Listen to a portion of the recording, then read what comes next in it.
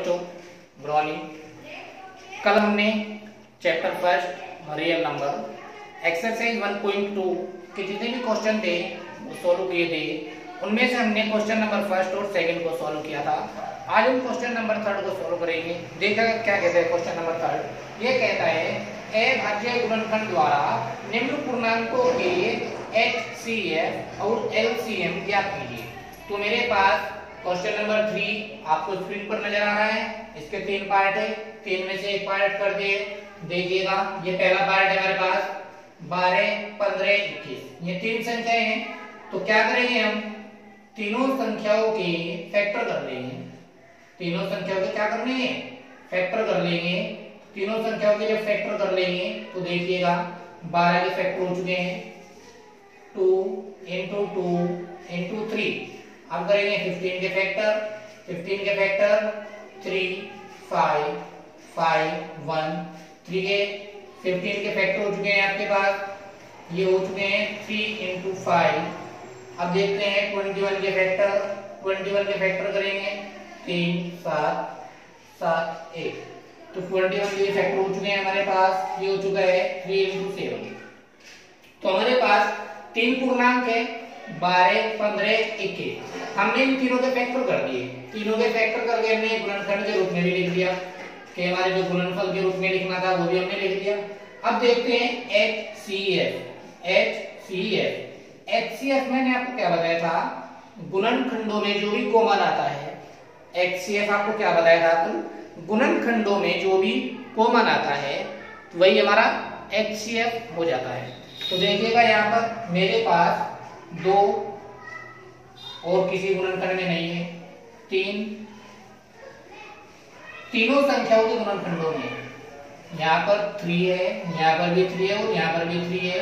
इसके अलावा ऐसा कोई नंबर नहीं है जो हमें यहाँ पर कॉमन नजर आ रहा हो। तो HCF हो जाएगा 3। HCF कितना हो जाएगा मेरे पास 3। अब बचा LCM में आपको क्या बताया था, जो कॉमन आएगा वो तो आना ही आना है और जो बचेगा वो भी सारा आना है। 2 गुना 2 5 7। ये सब आपका आ चुका है। मल्टीप्लाई करेंगे 3 दूनी 6, 6 दूनी 12, 12 पंजे 60, 60 सते 420। ये आ चुका है। ये हमारे पास क्या है HCF और ये हमारे पास क्या है LCM। ये हमारा फर्स्ट पार्ट है, सॉल्व हो चुका है। ऐसे ही हमारे पास सेकंड और थर्ड पार्ट भी हम सॉल्व कर सकते हैं। तो आप सेकंड पार्ट को देखिए।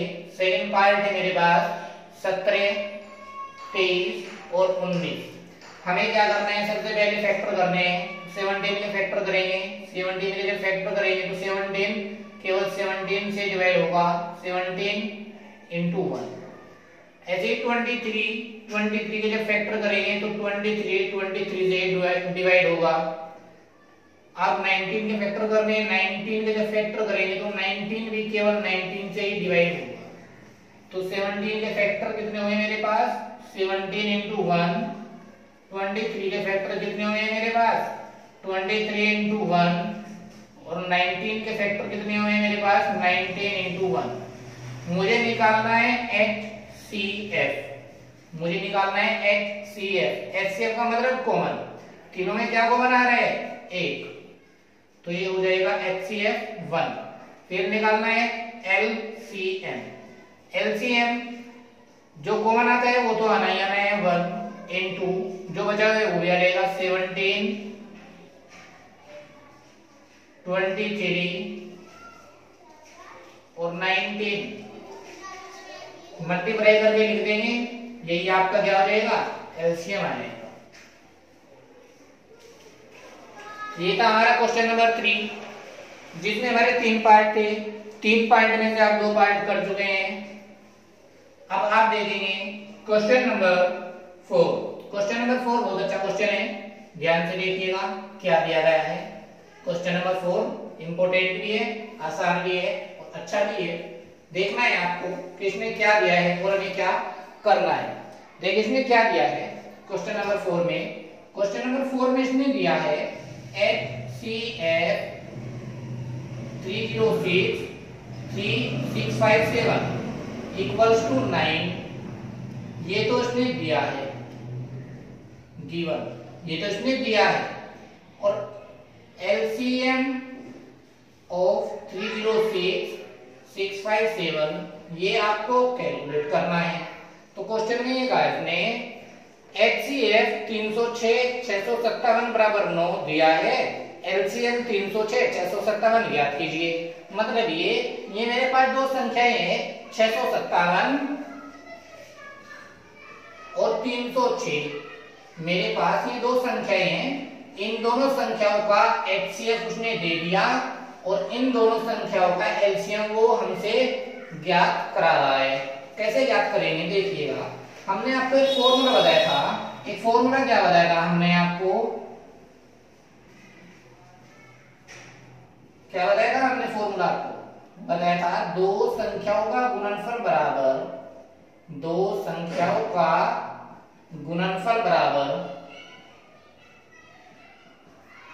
HCF into LCM। ये फॉर्मूला बताया था। मुझे निकालना है यहां से LCM। तो जब LCM निकालेंगे तो HCF यहां पर मल्टीप्लाई में है तो इधर आ जाएगा डिवाइड में। तो ये हो जाएगा LCM बराबर दो संख्याओं का गुणनफल, दो संख्याओं का गुणनफल अपॉन HCF। अब बात यह है कि मेरे पास संख्या कौन सी है, संख्याएं है मेरे पास 306 और 657। तो दोनों की गुणा कर देंगे, 306 गुना 657 अपॉन HCF दोनों का कितना दिया है 9।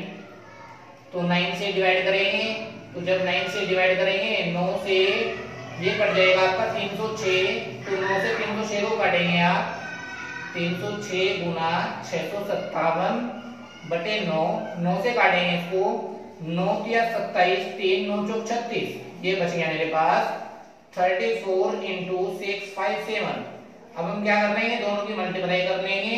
दोनों की मल्टीप्लाई करने के बाद जो भी आएगा वही आपका हो जाएगा आंसर।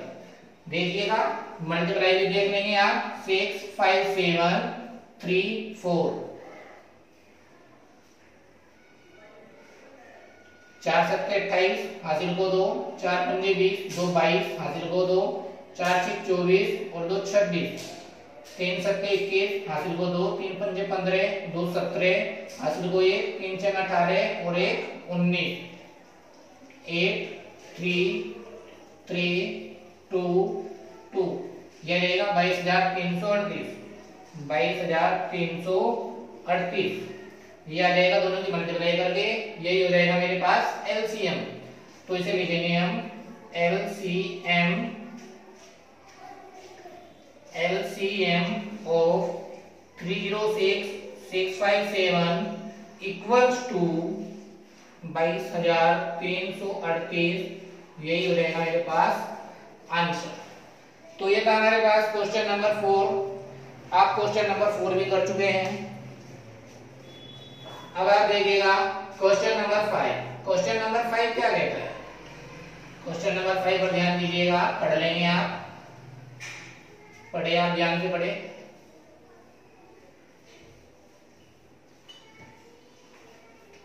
ये कहता है हमें जांच कीजिए, क्वेश्चन नंबर 5 में जांच कीजिए कि क्या किसी प्राकृत संख्या n के लिए संख्या 6 की पावर n अंक शून्य पर समाप्त हो सकती है। मेरे पास एक संख्या दी है 6 की पावर n और वो पूछता है n के किसी मान के लिए, n के किसी मान के लिए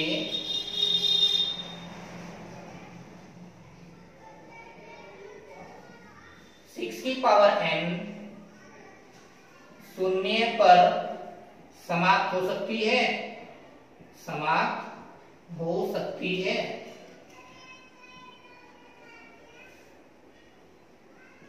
क्या n के किसी मान के लिए 6 की पावर n शून्य पर समाप्त हो सकती है। शून्य पर समाप्त होने का मतलब क्या है, जैसे हमारे पास 6 का पहाड़ा होता है, 6 की टेबल होती है। 6 की टेबल क्या होती है, 6 दूनी 12, 6 की 18, 6 चौक 24, 6 पंजे 30, 6 छंग 36, 6 सत्ते 42, 6 अट्ठे 48, 6 तीन 54, 6 दान 60।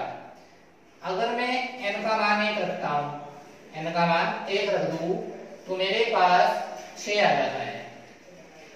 n का मान 2 रख दूं, ये मेरे पास 36 आ जाता है। n का मान 3 रख दूं, ये मेरे पास 216 आ जाता है। तो मैं अगर टेबल भी देख रहा हूं, अगर मैं यहाँ पर टेबल देखता हूं तो टेबल में क्या हो रही है, मल्टीप्लाई हो रही है 1 2 3 की, बल्कि मुझे मल्टीप्लाई नहीं देखनी है। ये जो n है ये पावर में है, तो जब n का मान मैं पावर में रखता हूं, जब n की पावर n का मान 4 रखूंगा तो कुछ और आएगा मेरे पास 6 जन 36, ये 1296 आ जाएगा। तो आप ध्यान से देखिएगा, जैसे जैसे मैं n का मान बढ़ाकर रख रहा हूँ 1 2 3 4 अप टू एंड सोन, जैसे जैसे हम वैल्यू बढ़ा रहे हैं वैसे वैसे ही इकाई का अंक 6 आ रहा है, वैसे वैसे ही इकाई का अंक कितना आ रहा है मेरे पास 6। तो ये जो 6 की पावर n है, n के किसी भी मान के लिए शून्य पर समाप्त नहीं होगी। n के किसी भी मान के लिए, किसी भी मान के लिए शून्य पर समाप्त नहीं होगी।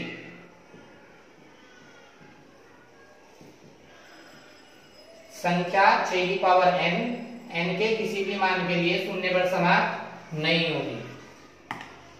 अब देखिएगा क्वेश्चन नंबर 6 है हमारे पास। क्वेश्चन नंबर 6 पढ़े आप, देखिए क्या कहे इसमें, ये कह रहे हैं व्याख्या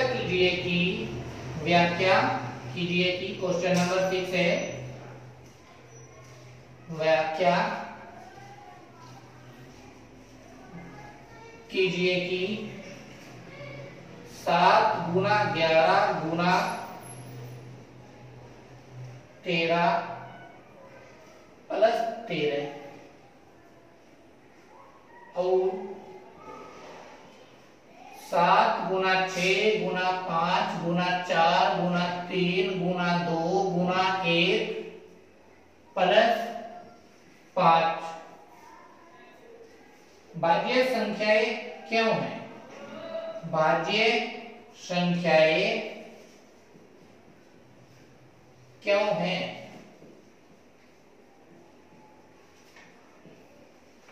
अब वो कह रहे हैं कि व्याख्या कीजिए कि ये जो संख्या मैंने दी है, एक संख्या तो मेरे पास ये है और एक संख्या मेरे पास ये है, ये दोनों संख्याएं भाज्य संख्याएं क्यों है?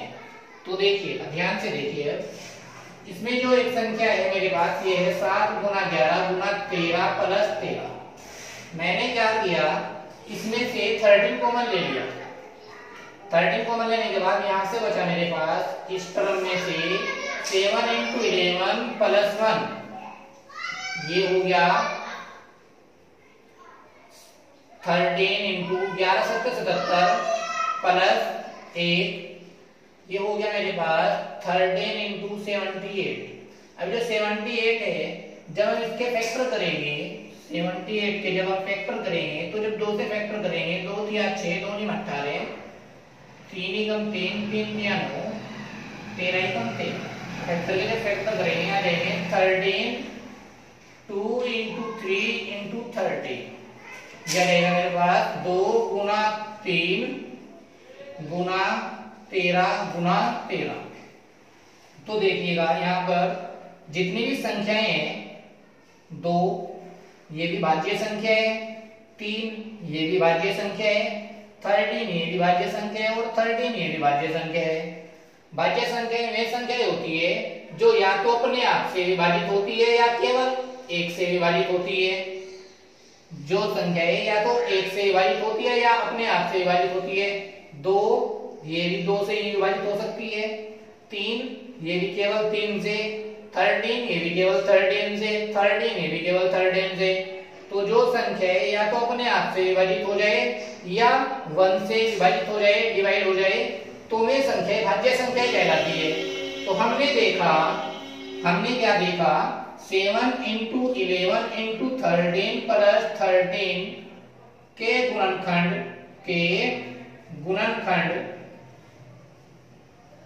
कितने 2 गुना 3 गुना 13 गुना 13। इसके जो गुणनखंड है मेरे पास क्या है 2 गुना 3 गुना 13 गुना 13।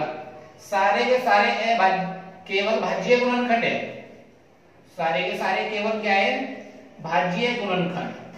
तो इसलिए हम क्या कहेंगे, हम ये कहेंगे कि संख्या 7 इंटू 11 इंटू 13 प्लस 13 एक भाज्य संख्या है जो 2 3 अर्थात 13 से ही विभाजित होगी।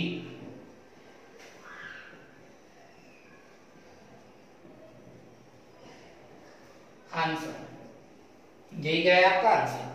तो आज हमने देखा कि इसके जो फैक्टर आए हैं वे भाज्य गुणनखंड आए हैं। इसी प्रकार आप इस सेकंड नंबर को जो ये सेकंड संख्या है ये दूसरे वाली, इसको सोल्व कर लेंगे, आप करके देख लेंगे। यदि आपसे नहीं हुई तो आप हमें बता देंगे, दोबारा फिर करा देंगे।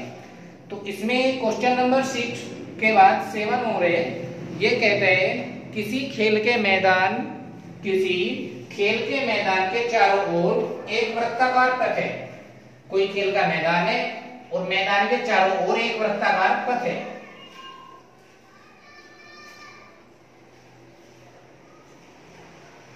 इस मैदान का एक चक्कर लगाने में सोनिया को 18 मिनट लगते हैं, जबकि इसी मैदान का एक चक्कर लगाने में रवि को 12 मिनट लगते हैं। मान लीजिए वे दोनों एक ही स्थान पर एक ही समय पर चलना प्रारंभ करके एक ही दिशा में चलते हैं, कितने समय बाद वे पुनः प्रारंभिक स्थान पर मिलेंगे। तो देखिएगा मेरे पास कोई मैदान है और मैदान के चारों ओर एक वृत्ताकार पथ है, ये आपका वृत्ताकार पथ। मैंने कहा यहाँ पर है सोनिया, ये भी एक चक्कर लगाने की तैयारी कर रही है। फिर मैंने कहा सोनिया ने चक्कर लगाना शुरू कर दिया और ये चक्कर लगा रही है 18 मिनट में। ये 18 मिनट में चक्कर पूरा कर रही है, यहां से चली और ऐसे घूमकर यहीं पर आ गई। फिर रवि भी यहीं से चलता है और रवि भी यहीं से चलने के बाद एक चक्कर 12 मिनट में लगाता है, एक चक्कर 12 मिनट में लगाता है।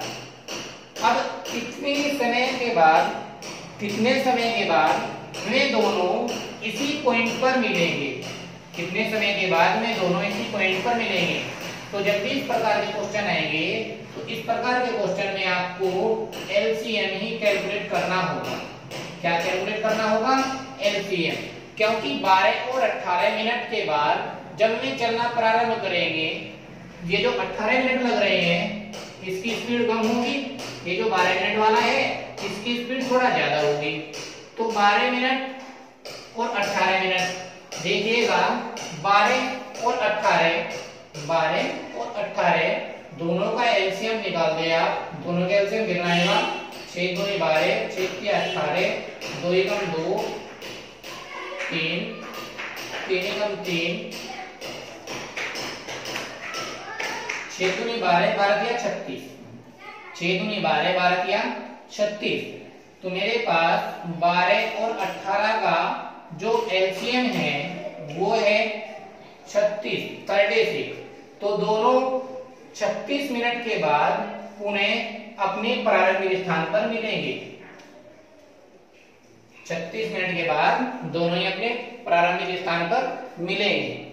अब हम अपने इस क्वेश्चन को ध्यान से देख लीजिएगा जो आपको नजर आ रहा है। इस एक्सरसाइज में 7 क्वेश्चन है और 7 के 7 क्वेश्चन हम कर चुके हैं। यदि फिर भी आपकी कोई प्रॉब्लम आती है तो आप हमसे डिस्कस कर लेंगे और पूछ लेंगे। इसके बाद हम अपनी न्यू एक्सरसाइज स्टार्ट करेंगे जिसमें आपको कोई अपरिमेय संख्या मिलेगी और हमें सिद्ध करना होगा कि ये संख्या अपरिमेय संख्या है। Thank you.